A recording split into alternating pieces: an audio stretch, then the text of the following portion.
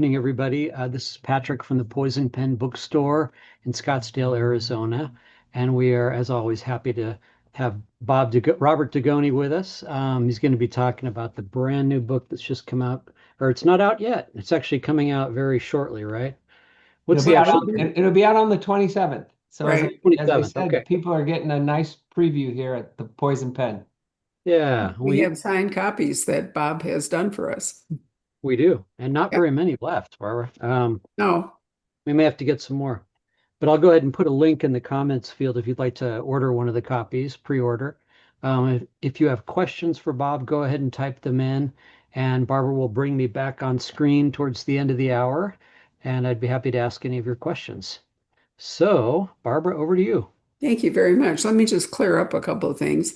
This book has come out in a hardcover that Bob did sign for us, but there is a simultaneous paperback edition, a large paperback, which we didn't send to Bob because paperbacks get pretty beat up when you're trying to do something like that. It works when he's here, but it's not so good to ship them to Seattle and then back. So we do have plenty of the paperback, and we can. Bob's always nice about signing books for us if we run short.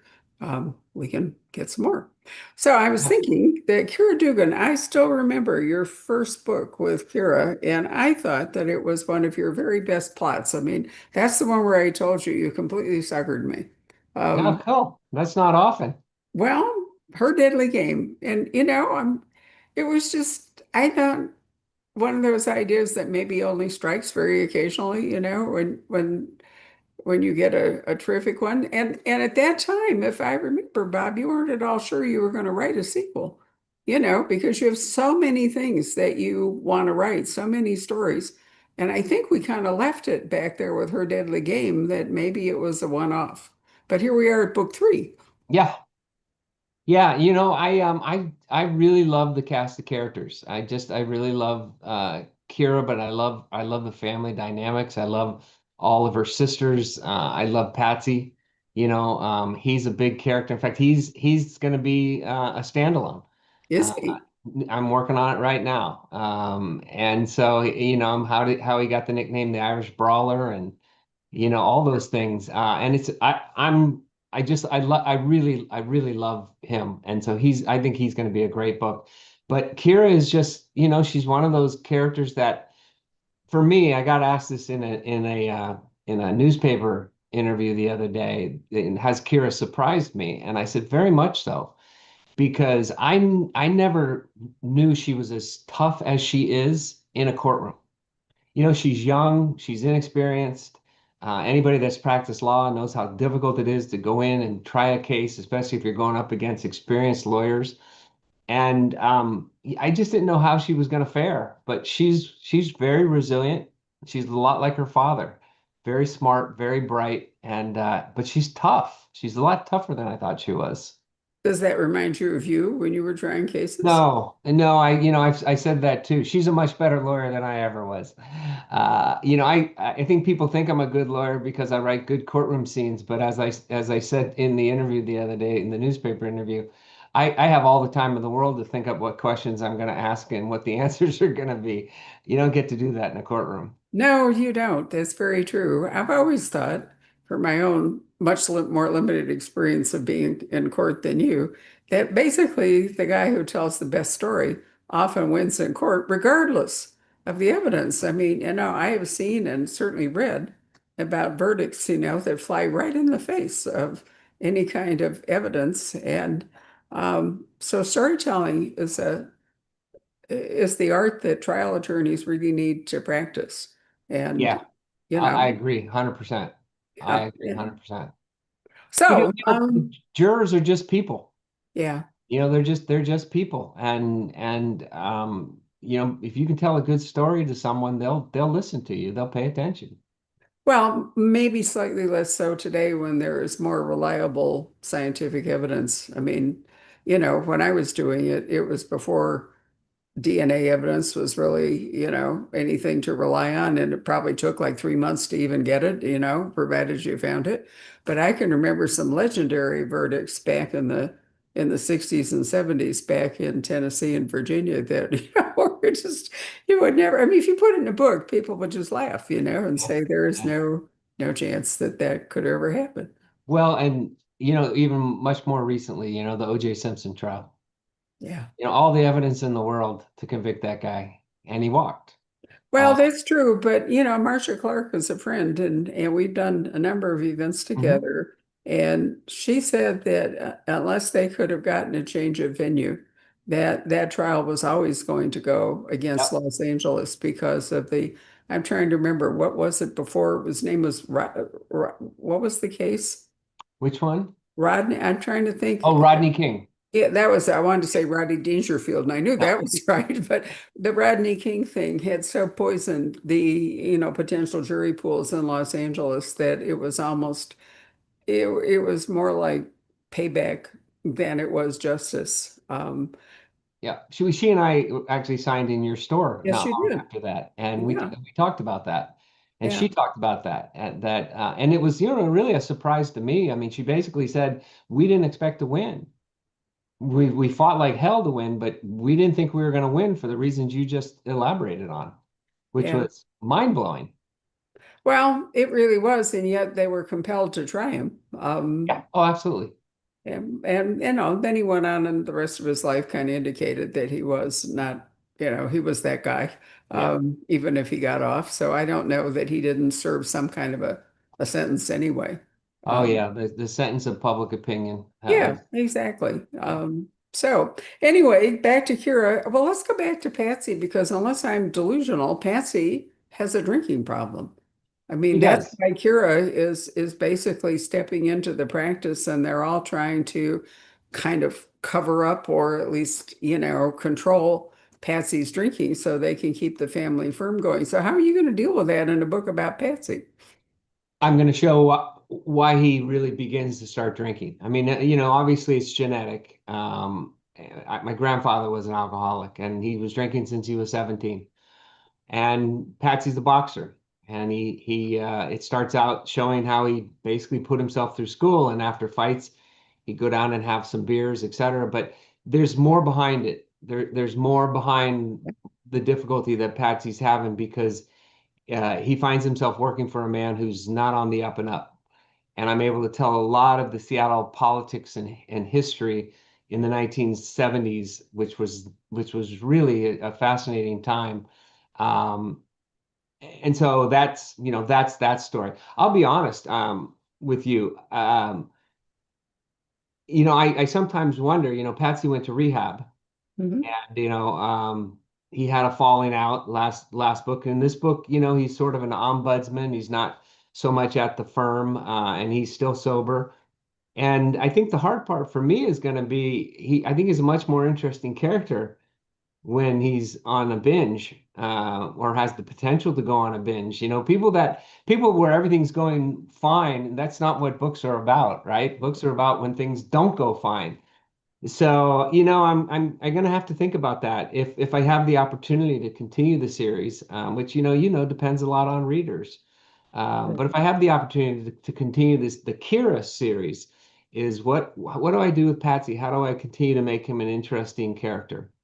Yeah, but you're illustrating another thing. This has come up recently about prequels. That I did Patrick and I did the book launch yesterday for Laura Dern with Mhm. Riley Sager. And in the conversation, she's written a sequel. I'm going to get the titles wrong for The Last Thing He Told Me, I think was the name of the first book, and this is the first time I met him, I think is right.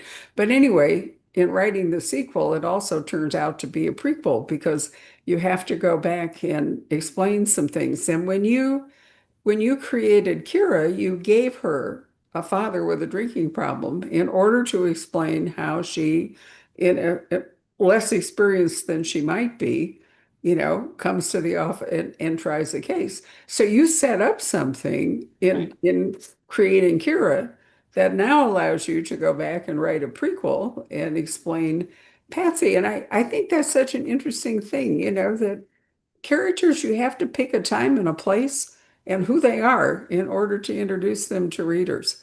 And Yeah. sometimes that's all you do, but an awful lot of authors, including you with this, then find themselves wanting to explore.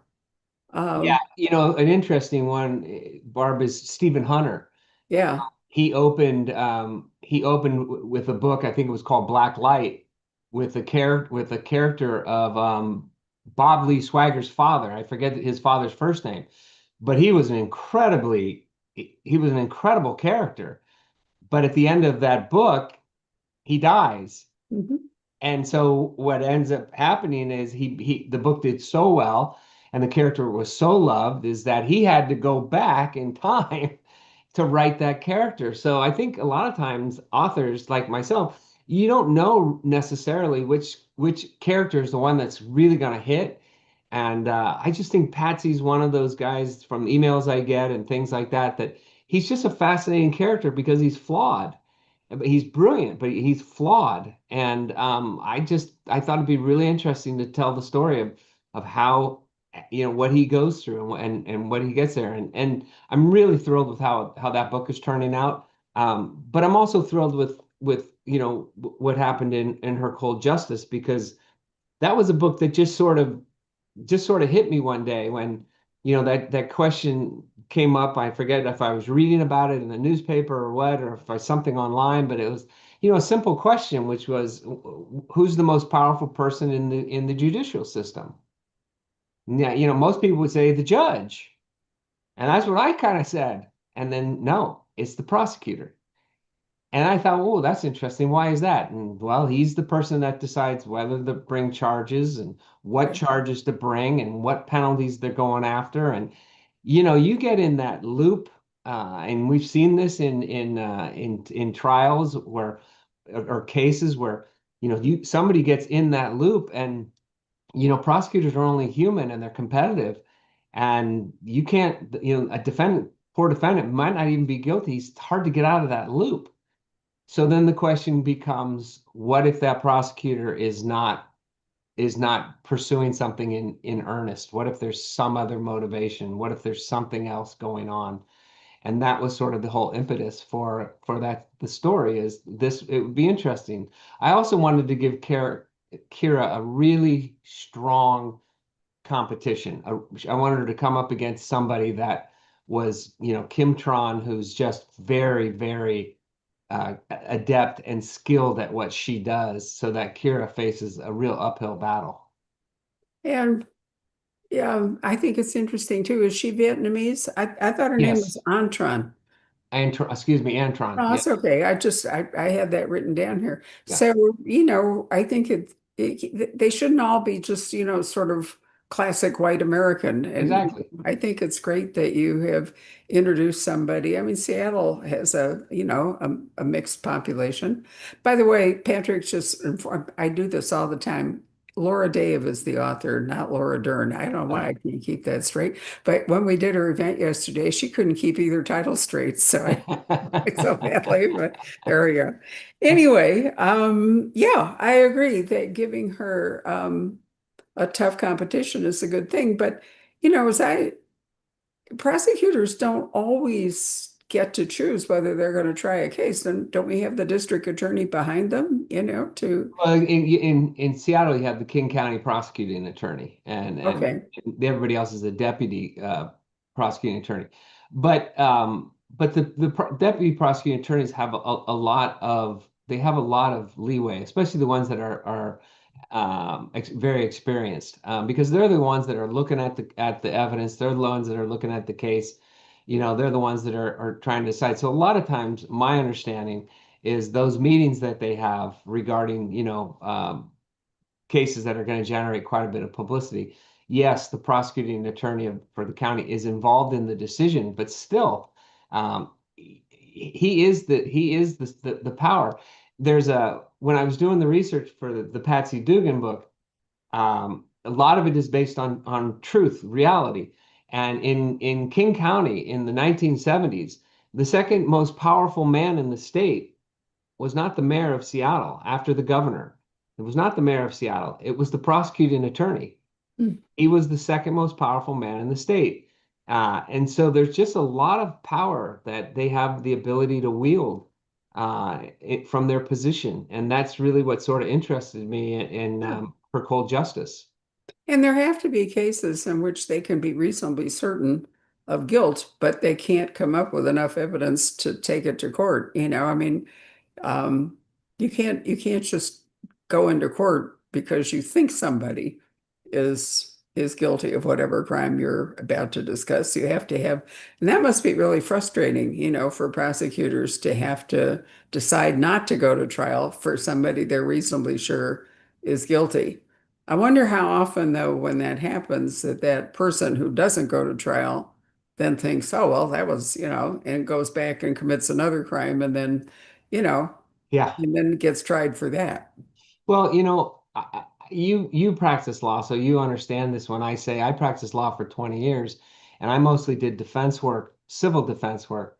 Right. And I will say this, there were a number of cases where you get so involved in the competition, right? You're competing with the other side, you're competing with the other lawyer, that you start to see your facts and you start to believe you are 100% right. And the other side is just wrong. And you go into settlements and you just can't believe the settlement position the other side is taking. But they're on the other side and they're doing the exact same thing that you're doing. They're looking at these facts and they're saying, how can that person not understand this? How can they not get this? And that's what I mean. I think that the law is one of those professions where you have two competing individuals. And we want to say that we're always searching for the right result, but we're also only human and we're trying to win. And I think that that is also true of defense attorneys and prosecuting attorneys is when they get into a case, they want to win. If they think someone is guilty, they want to convict them.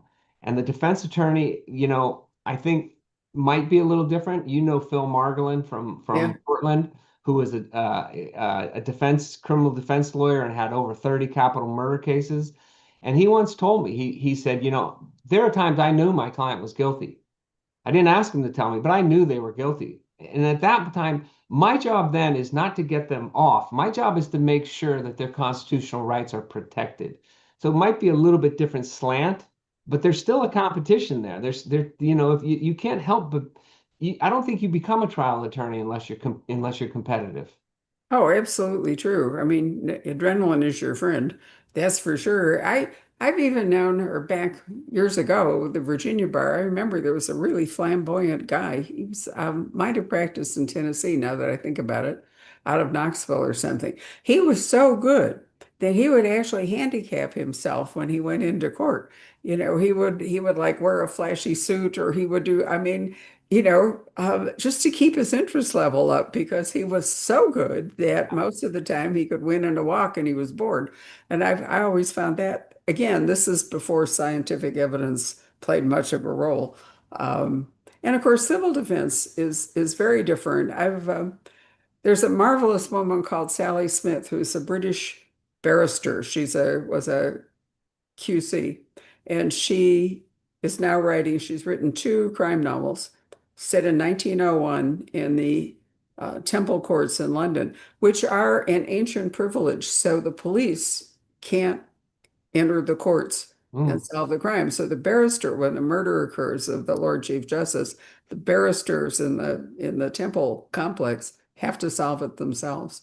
And I mean, they can invite a cop in because they can't arrest people, but they have to do the investigation. And I just find that her slant on, you know, why people in the law behave the way they do, why they're attracted to it. I mean, it's a long time ago, but I think the principles are still the same. The characters are still the same. But in Britain, there's a much greater split between civil cases and criminal cases. Solicitors are not called to the bar. yeah, I mean, you have to be willing to be a barrister deriving from bar. You have to be called to the bar, and then you only do court work, where solicitors do all the paperwork and stuff, and we don't do that. yeah, yeah, It's a different deal. And so barristers, I mean, you remember Rumpel. I mean, he was a wonderful example of, all of that. I think I think they were much more of a small community. Um, and they could pick prosecution or defense. They didn't have to be on one side or the other all the time. wow. And So I think it's really fun to read about, some of the British cases and recognize that we are more combative. Yeah. Yeah, no, We without just a doubt. are. Well, no, without a doubt. Without a doubt. And that's what, Keira is up against. She's defending a young man who's, Michael Westbrook, who's related to JP Harrison, her investigator, and she wants to believe he's innocent, but the evidence is pretty convincing, that he may have committed these two horrific murders. Um, and that I think that raises a whole nother issues with an attorney. Um, and so yeah, I just really liked the way the story came about and how it turned out. As you know, I don't outline. I just my first draft is sort of my outline. It's a 400-page outline, and I'm as surprised by the ending sometimes as readers are. I'm not sure what's going to happen until I get to the end. So my technique is I write like crazy. I mean, I just sort of my world becomes very myopic. I screen everybody out, and I just want to get that first draft done because I want to know what happens. I want to know, how things end, and then I can go back and sort of begin to mold it. So, for me, it's always a very fun experience. It's a lot of fun to start a new project. Well, you absolutely love writing. I mean, I do. I know. I still remember when there was that questionable moment about whether you should continue to be an author or maybe you should go back to practicing law. And my advice to you was based partly on the fact that you were so in love with writing and not in love with the law that, you know, Yeah. that it dictated the way you should go. So one of the things that I found interesting in this too is that Keira has a personal stake in the sense that her friend JP, her investigator, is related. But another thing that has come up a lot lately, the the private eye novel is way in abeyance right now. People are not terribly interested in it, and private eyes are not gumshoes anymore to a great degree. They're home with computers, all that other crap. But lawyers still employ investigators, still employ private eyes who have to go out with shoe leather on pavement and do stuff. And I like the fact that she has JB um, and and depends upon him as a part of her team. And Yeah. therefore, if he's upset, she's upset. Yeah. And you know this already, but some readers might not, some listeners might not. When I was asked to write another legal thriller, um, I was a little reluctant, because yeah, there was some discussion about whether legal thrillers had sort of run their course or whether they were still selling. And uh, so what I said is I will write a legal thriller, but I want to write a Bob Dugoni legal thriller, meaning I want to write the courtroom scenes, but I also want the police procedural scenes that lead to the courtroom, and I want the family dynamics. I want to write more. I don't want to write about just a lawyer in the courtroom. I want to write about those lawyers that, yeah, they try cases, but they also have another life, and that life involves, either could involve a family, could involve kids, could involve a dating and goes wrong. I mean, when I started, I was 25 years old and I was single. And I can remember going into depositions and, sitting across the table from a guy that was putting together a model, a car model, because he'd forgotten that his son's soapbox derby was, the next day. And so he's taking a deposition while he's gluing this thing together. That's real life. And that's what I wanted. I wanted Keira to be real life. I wanted her to be real. I didn't want her to just be, she walks into a courtroom and she's Perry Mason and nothing else exists in the world. No, that's just not true. That's just not how life is for anybody. No, but I think you set it up really well with Patsy and his drink. And Patsy is a well-known, very successful attorney, but the drinking is a problem. And and then Kira's sister is involved too to hold the office together. Kira is the lawyer going to court, but she does need, it's a whole family Yeah. operation there, which is certainly not Earl Stanley Gard, although maybe you can argue that Perry Mason and Della Street were a family. Yeah. You could do that. Also, those cases followed such a formula. Was there I mean, I haven't read all of them and it's been forever. Was there ever a case that where it turned out that his client was guilty? I couldn't tell you. I don't know. I know. I don't think so. That would be an interesting question for your readers. I'm sure somebody out there knows the answer. Probably could answer that. But I mean, basically they were a formula, in the sense that parry on defense and whatever obstacles were in the way of getting the guy off, Perry would overcome them, Yeah. often with confessions in court, which Yeah. I know. I mean, but they were That's they were yeah, they sold. I mean, obviously. well, I think we were more, what's the word I want? We were more naive, but and we had more of an expectation that the justice system worked than we are today. Because we see how many people, like O.J. Simpson or whatever, how many people are either not brought to trial or are falsely charged or they get off. Or I don't think that we have the faith in the justice system that we did when I was young. No, because we have so much more information now. I mean, it's just it's kind of scary. You go on the internet and you pull up something, and the next day you go on the internet and there's a story related to what you pulled up comes up because the computer, the all the analytics and everything knows what you're looking for, and it's Yeah, just going to get worse. I mean, I had a conversation with a gentleman yesterday about AI, and he's a security guy, and he just said, if you think it's bad now, wait for another 5 years. I mean, you're not going to be able to tell whether a photograph is real, doctored. It's exactly. going to be impossible, and that is scary. So I I almost long for those days back in the 70s, Barb, when I was, in high school and where you did live a little bit in blissful ignorance. I can remember when I started out as a lawyer, I would send a letter out, a demand letter or something. And I'd have a 3-day reprieve before I got a reply. I could just relax and do my other cases and everything was great.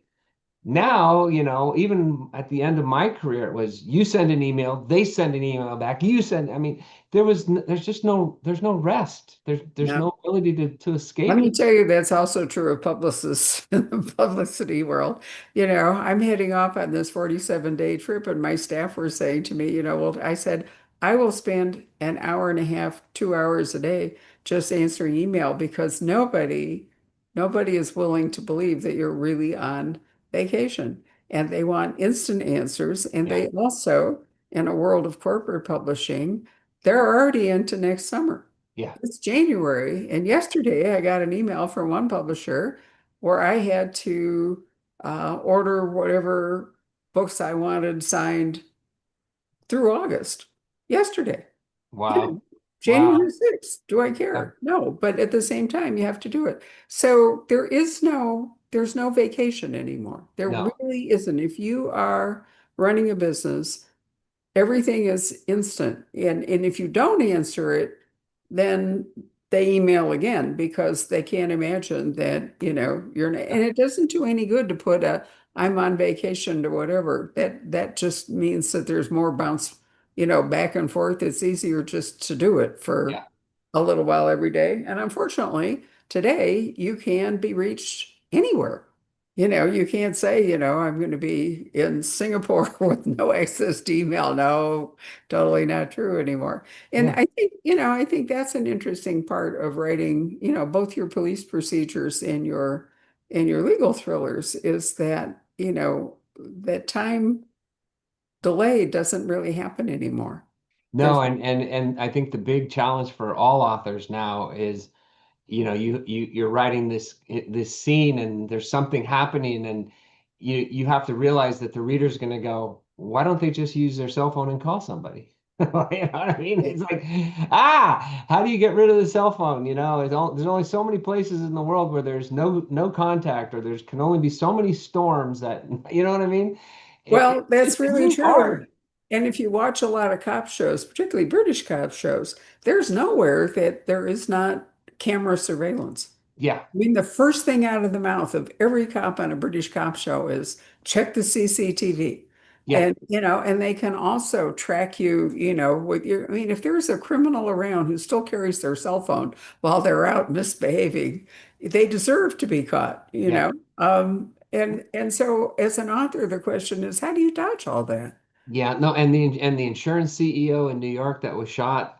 I Yeah, mean, it was amazing all the cameras that they finally were able to track down. I mean, they're everywhere. they They're are just everywhere. everywhere. I don't know. I think that's why you see books that are set in the future are so interesting, because I think people are interested in that question is where are we going with all this stuff. But it does it makes it hard to write a compelling thriller, to write a mystery, because the readers are out there thinking the same thing that you and I are discussing.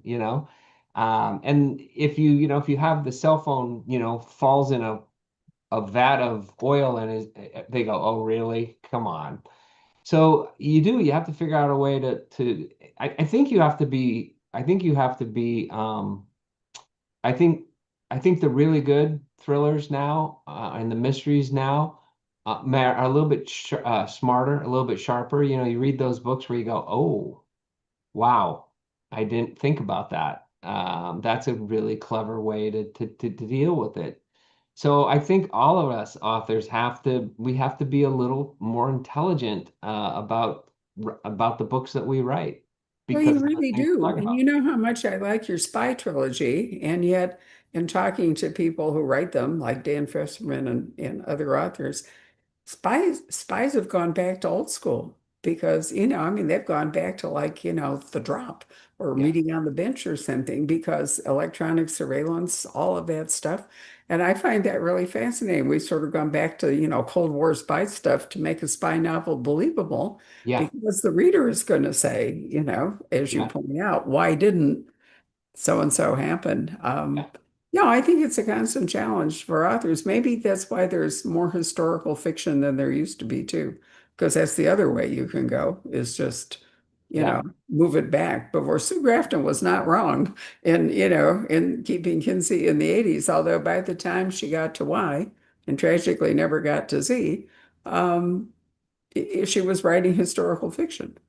But, I understood why she made that decision. She just didn't want to fool around with how do I disable a cell phone or a camera or whatever it might be. Even writing the Patsy Dugan book that I talked about, it's set in 1978, sort of that time period, 78, 79. He's just getting started as a lawyer. It's blissful. There is no cell phones, Right. there is no email, there is no computer, there is no camera coverage. And so, yeah, yeah, you're right. For someone like myself who's 65 years old, and I remember those times well. When I write about them, it sort of I get a little nostalgic for Yeah. them. Well, and Tracy Crosswhite, policing, you have to deal with a lot of these same questions, as a cop. Let's talk about Kira's case a little bit more, though. So, what we have is Michael Westbrook. He's accused of a brutal double homicide, and he's the nephew of Kira's investigator, J.P. Harrison. Um, and so, Kira can't really turn this case down, even though it looks as though there's no possible way that this guy isn't guilty. So, you, as an author, having set that up, have to find a way if in fact it's going to turn out that he's innocent, and we're not sitting here saying it's going to turn out that Michael Westbrook didn't do the crime, because in point of fact, he could. Yeah. Yeah, and that's sort of the challenge, right? The challenge is to let you, as a writer, what I want is I want the reader to be reading along and going, oh my God, he did it. And then Kira does something brilliant and you go, oh, maybe he didn't. And then more evidence comes out, oh, he did it. There's been some really good television shows on where they were really good about how they did that, and one of the ways they do it is they change the point of view, and so um, I forget the show with Nicole Kidman and uh, and oh my gosh, I'm forgetting his name, the British actor, but one. you're watching one episode and it's from Nicole Kidman, the wife's point of view, and you're like, oh my God, she did it. She killed this woman. And then they switch to the point of view of the kid and you go, oh my God, the kid did. And they're just really good about keeping you on your toes. And I think that's the thing that I, as an author, and other authors will probably tell you, is that I think that's the most important thing is to not make it so obvious. You're always going to have readers that are going to go, oh, I saw it on page 5. And I always laugh because I always say, I wish you had told me, because I didn't know what happened until I wrote the book.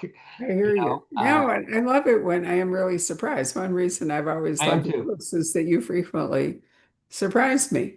But if we have, in this case, if we have a young man where it appears or the evidence is against him, then you have to ask why. Is it that he did it? And if he didn't do it, is it just an accident that this has happened, or is there some conspiracy? Is he being set up? And there has to be an explanation.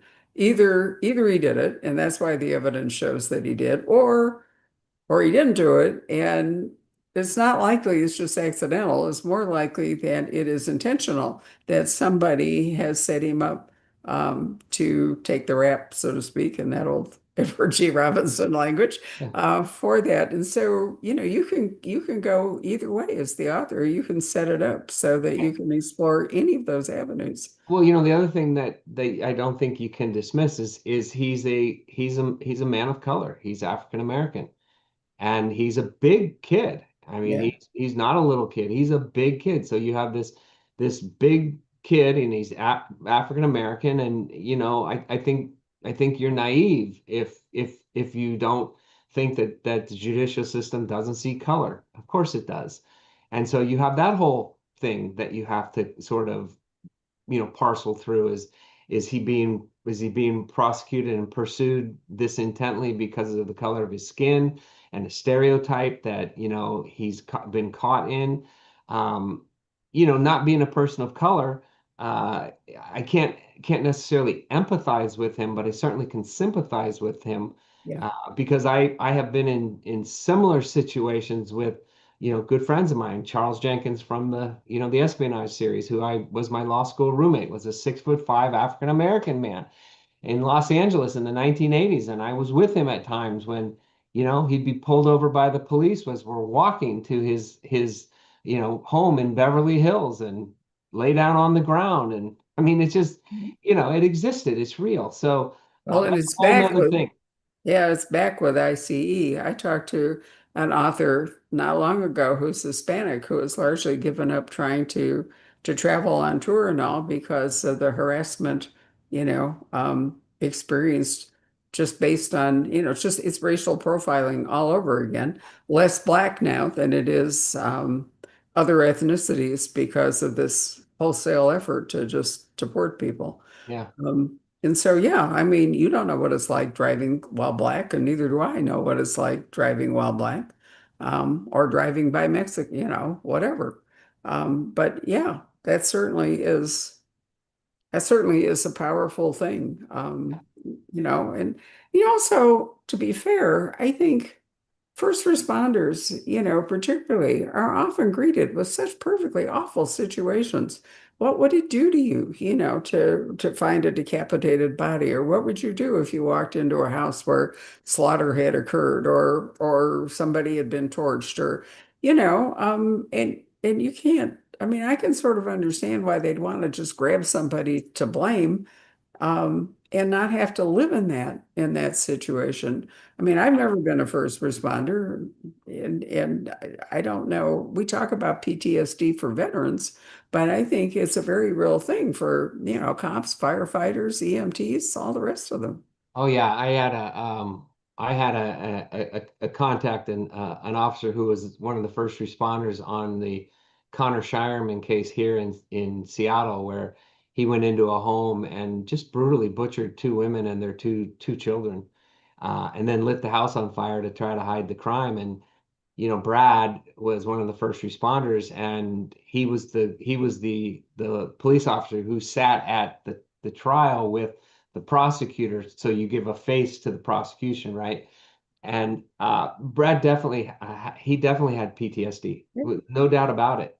I mean, no doubt about it. I mean, there was, it lingers for, because you're not human if you don't. I mean, we human beings, we don't expect to see that. That's a war zone, Yeah. and we didn't understand PTSD in the war until Vietnam.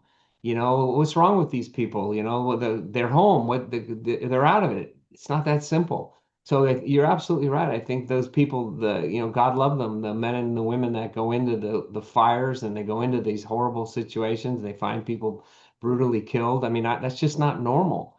So, I mean, but it's also one of the dynamics that keeps people coming back to police procedural books and legal thriller books where there's a crime is I think there is a part of us you're rooting for a conviction. You're rooting for somebody to be found guilty because that's what the judicial system is supposed to do.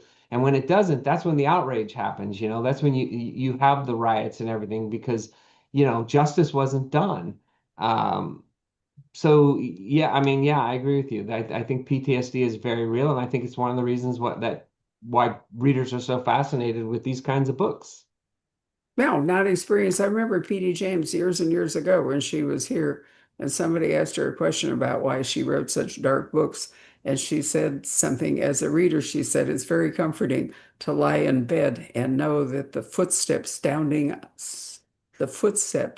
sounding on the stair is not coming for you.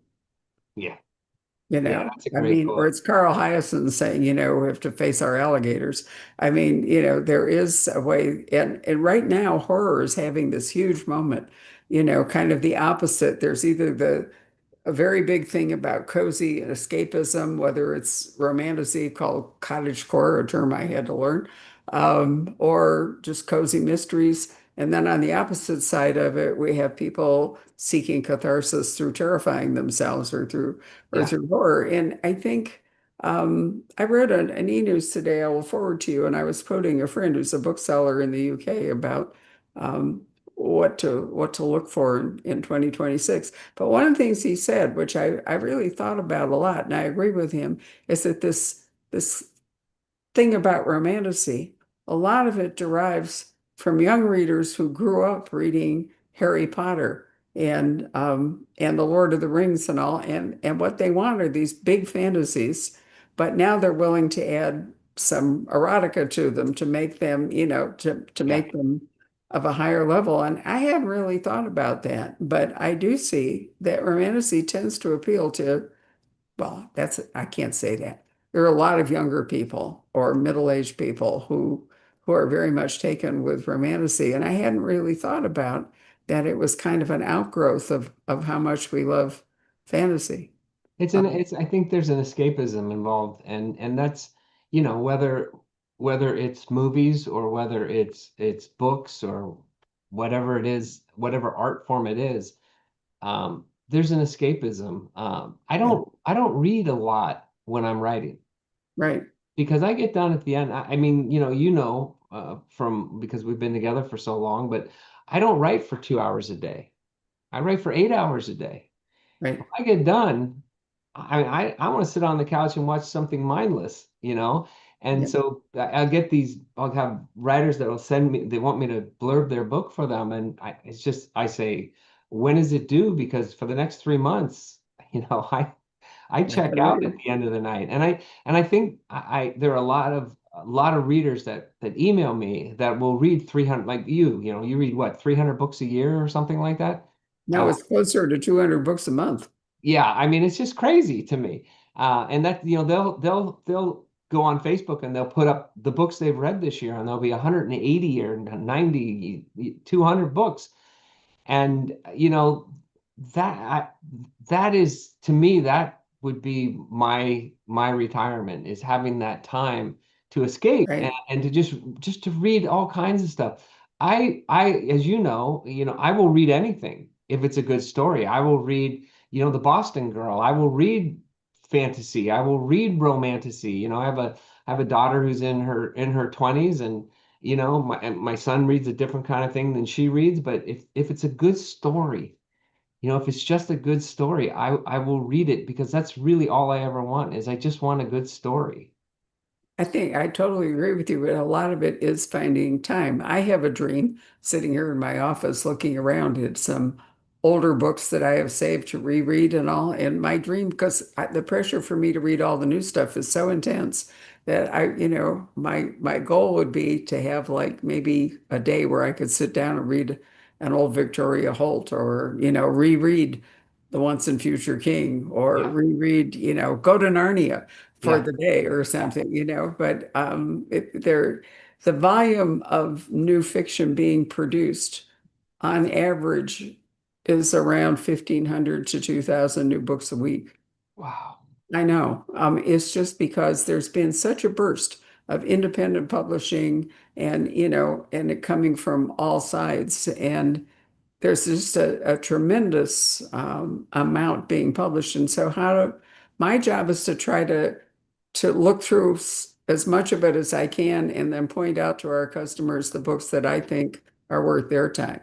But that means that my time is, very yeah, much divided. And of course, everybody is not going to agree with me about, right, this set of books or whatever, but that's the best I can do, you yeah, know, and when I say 200 books a week, it isn't that I actually read 200 books a week. I look at 200 books a week, and only the ones that have a story that really grabs me are the ones that I finish. yeah, Because there are a lot of books that just don't work for me. yeah, That's the way it is. And I yeah. realized that we should call Patrick up and see if we have any Okay. questions before we wear out our viewers. Patrick, do we have anybody who would like to make a comment or ask a question?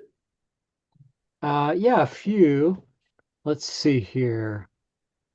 There was a question that's was there a real life model for Keera Duggan?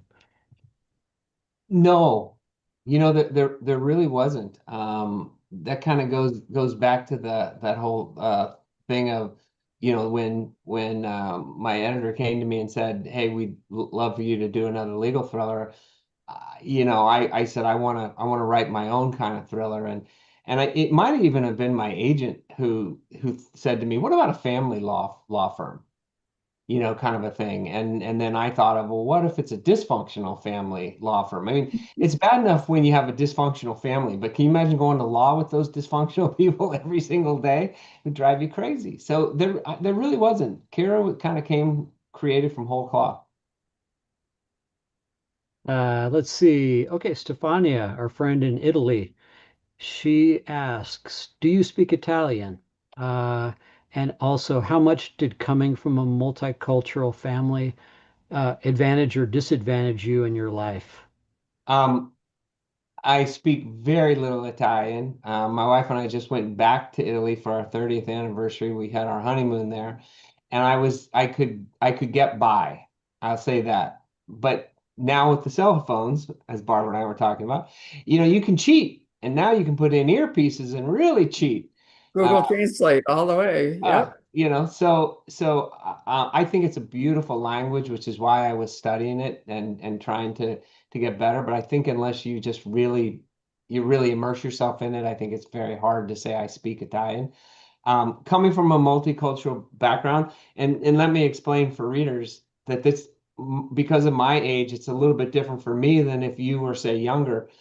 When I was growing up, I was half Italian and I was half Irish. And when you went to the Irish weddings and the Irish holidays, there was one type of celebration, right? You had certain types of food, etc. And when you went to the Italian ones, it was very different. I mean, there were tables of prosciutto and mortadella and salami and bread and lasagna, and so yes, all of that I think has played a part in shaping who I am, which in a big way shapes the characters that I create. Patsy Dugan is a model of my grandfather. My Irish grandfather was an alcoholic.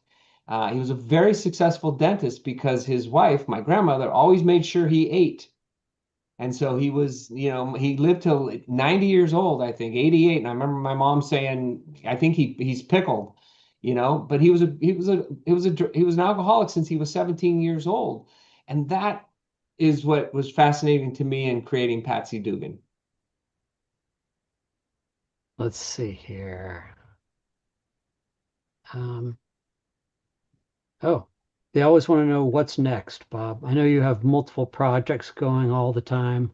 Yeah, What? I'm actually really excited. The next Tracy Crosswhite book is going to be called One Split Second. And it's based on a 1950 case in which a young girl went babysitting in, I think it was Wisconsin, and was never seen or heard from again, and they never solved the case. Just disappeared. And so I set it back in uh, in the town from in the book In the Clearing, and the officer who's investigating is Buzz Almond. And Barb, you'll get a kick out of this because it's sort of like Patsy Dugan. I loved Buzz Almond. I loved him. I just loved that character. But like Stephen Hunter, I killed him at the end of the book, and I couldn't continue with him. And so I'm able to go back, and this is another one of his cold cases that never got resolved. Yeah. And because of things that unfold, Tracy's drawn back to this small town on this border of Oregon and Washington, and she starts to get involved in this case and starts to get interested in it. And so I tell it in a dual timeline. I tell it live when Buzz Almond is the responding officer. He's not yet the sheriff. He's a responding officer. It's one of his first cases, and he can't solve it, and it's driving him crazy. And and so that story is coming out sometime probably toward the end of the year. And then I'm writing The Irish Brawler. I don't know what the title will be right now. The working title is The Irish Brawler, because that's what Patsy Dugan's name was as a fighter and as a litigator. Um, and I'm kind of working my way through after writing the first draft of that one, and I'm excited about that book as well. And then after that, a lot of it is dependent on readers, what the readers want. I can't stay away from from Tracy for too long because there are so many people that really have taken to that series. So there'll be more Tracy Crosswhite books down the road as well. Sure, but you also like writing historical Seattle or, Washington, so you'll probably pop in. You've been doing 3 books a year for a long time, or at least some of the time. Are you doing just 2 books this year? No, well, I don't really even pay attention to that, to be honest with you, because the publishing year is so different from just the regular year, Right. and so I don't really even, I have to call up Gracie Doyle, my editor, and say, Gracie, when is my next book due? And she'll laugh at me because, I sent that to you. I said, I know you did, but I don't really pay attention to that. I don't pay attention to I get done with one story and I'm ready to write the next story. I will say this, however, though. I have come to realize the importance of a great editor. And I have a great editing team. Yeah, you And do. on the last book, One Split Second, I got it done early because I wanted to spend more time with it. And I don't know how many drafts I ended up going through with Gracie, with Charlotte. But by the time we got done, that finished product was so much better than when I first submitted the book. And I think that's really important. I think I have to be really earnest about the editing process because I think it can take my level of writing from here to here. And this is where I want to be because this is what I think readers expect. And that's, I want my books to be up here. Better to have good books than quick books. Yeah, exactly. It I, really is true. Is Are there they any all in reason? Seattle, Bob? All of your um, running theme, or are they spread out? the One Split Second doesn't take place in Seattle. It takes place mostly down the Oregon, Washington border. Little town I made up the name down there, called Stone Ridge. Um, and then the Patsy Dugan book does take place in Seattle, but it's a much different Seattle. It's Seattle in the 1970s. And a lot of people don't realize, but Seattle in the 1960s and 1970s was incredibly corrupt, terribly corrupt. The politicians were corrupt. The police department was corrupt. There was money being passed all over, and it all came about very quickly because they had a policy which was called the tolerance policy. And the tolerance policy said, even though gambling is illegal in the state of Washington and massage parlors are illegal and da da da is illegal, we're going to license it all because we're going to make money off of it. Because if we license it, and we keep control of it, then the mafia families in Chicago won't come into Seattle. because it'll be too hard for them to take control. Well, then who's running it is the people that are making money. And so it's a very fascinating Seattle that people that live here now won't recognize. It's fascinating. Maybe it's the future of Venezuela as we Oh speak. yeah. I mean, I could just see that. Yeah, right. There's a lot of great music that came out of Seattle too in the 60s. Yeah, I mean, very Jimi good. Hendrix came out of Jimmy, Seattle. yeah, Jimi Hendrix and Yeah. yeah, there's all that kind of cameo type stuff that I get to play with. Barbara, you got a comment, which is, oh my, Barbara, please take the time to read a treasured book. Please, you deserve it. Amen. Well, I'm Yeah. actually shipping myself on the plane for this long vacation I'm about to take. I'm going to mix in a few of my treasured books and hope that I have time to read them. Right. I mean, I keep thinking, what if I retired and then I could do all that? But then I think, no, um, after a bit, I'd be bored. Yeah. So, at the moment, I don't have any plans to Yeah, retire. you and I are the same. People say that to me, how long we keep riding? Right. I'll say, as long as I can keep doing this with my fingers. Well, it's yeah, for you it's storytelling, and for me, I think one of the things that's most dangerous to people my age is loneliness, and Mhm. isolation, and it is not possible for that. Here I'm having this wonderful conversation with you, and I think that it has helped me um, age better than I might have. So I'm reluctant to give that up. Yeah, Hey, no, I mean, God love you. I agree with you 100%. One of the best things we had was my sister took over my mom's business and my mom worked until she was 89 years old. yeah, well, yeah, you're right. I'm sure you miss her, but I do. yeah, I of do. course you do. Well, anyway, here we are. Unless Patrick, there's another question I'm overlooking. Um, no, that's about Okay. it. So look at this brilliant cover here and Her Cold Justice. We have autographed copies of the hardcover and we do have unsigned copies of the paperback. So take your choice. There is a price difference. And we've had the pleasure of speaking with Bob tonight about his work, and I hope he'll come back and see us maybe sometime this year. It would be great to have you. I would really like to get down there again in person. I'll be honest with you. Well, we will hope that, I'm gonna push for it. okay. I enjoy my time down there so much. So Well, your editor likes coming too, so maybe you can strong arm her and come together, which we'll is get always something. really fun, right? We'll get something. So thanks very Have a much. great trip. Thank you. I'm really looking forward to it. Enjoy Um, yourself. Bye, everybody. Thank you for Good joining us. night.